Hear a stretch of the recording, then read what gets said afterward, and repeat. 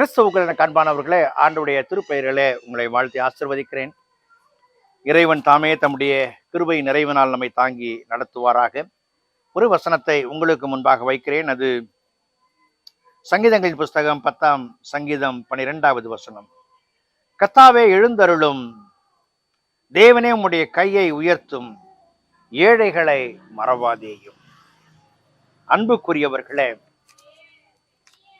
ஏழைகளை மறவாதேயும். சங்கீதக்காரன் ஒரு காரியத்தை தெளிவாய் புரிந்து கொண்டவனாக இங்கு பறைசாற்றுகிறார். சமூக வாழ்க்கையிலே பலதரப்பட்ட மக்கள் உண்டு.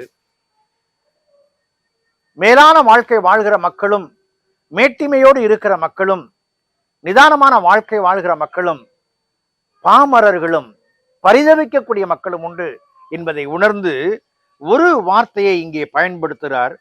forget not the afflicted people. ஏழைகளை மறவாதேயும். ஏனென்று சொன்னால், இந்த உலகத்துல இறைவன் தந்தவற்றை கொண்டு வாழ்கிற வாழ்க்கை இறைவனுடைய மக்களுக்கு சென்றடைய வேண்டும். சமூக சூழலை நினைவு கொண்டு போராட வேண்டிய சூழல் உண்டு. பொருளாதாரத்தை குறித்து போராட வேண்டிய நிலை உண்டு. இயற்கை சூழலை குறித்து போராட வேண்டிய சூழலும் உண்டு. இவையெல்லாம் யாரை பாதிக்கும் என்று சொன்னால், இந்த அடிமட்ட நிலையிலே வாழ்கிற மக்களை அது பாதிக்கும். ஆகவே தான் அடிமட்ட நிலைகள் பாதிக்கப்படக்கூடாது என்பதற்காக, அவர் உயர்த்தப்பட வேண்டும், அவருடைய தேவைகள் சந்திக்கப்பட வேண்டும் என்பதற்காக இங்கே தாவீது எழுதும் பொழுது அழகாக ஏழைகளை மறவாதேயும். இன்றைக்கும் எனக்கு நன்றாக நினைவில் உண்டு. சமாரிட்டன் பர்ஸ் என்று சொல்லி மேலை நாடுகளிலிருந்து சில ஷூ பாக்ஸ்ல நிறைய கிஃப்ட்ஸ் எல்லாம் வச்சு ஏழை நாடுகளுக்கெல்லாம் அனுப்புவார்கள். அந்த கிறிஸ்துமஸ் பண்டிகை சீசன்ல அது கிடைக்க வேண்டும், அதை கண்டு அவர்கள் மகிழ வேண்டும் என்று சொல்லி compassion for Christ India, compassion for India என்று சொல்லி ஒரு நிறுவனம் இருந்தது. அவர்கள் ஏழை குடும்ப மக்களை சந்தித்து அவர்களுக்கு ஆதரவாக அவருடைய பிள்ளைகளுடைய வங்கி கணக்கில் பணமிட்டு அவருடைய வாழ்வாதாரங்களை உயர்த்தினார்கள். இன்றைக்கு அது மாறிவிட்டது, அது வேறு.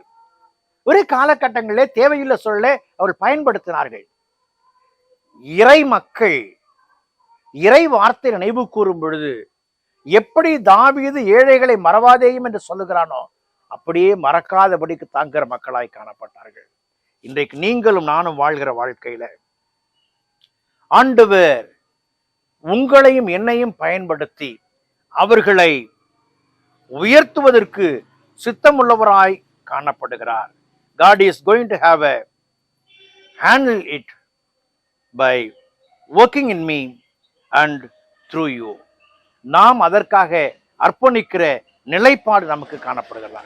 நம்மை தாழ்த்தும் பொழுது நம் வழியா இறைவன் அநேக மக்களை ஆசீர்வதிப்பார்.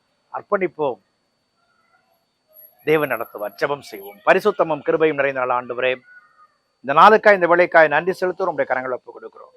உடைய நிறைவு பிரசன்னம் கிருபை எங்களை தாங்கட்டும் சாமி. ஏழைகளை தாங்க நல்ல உணர்வை எங்களுக்கு தாரும். இயேசுவில் ஜெபிக்கிறோம் ஜெபக்குள் பிதாவே, ஆமென்.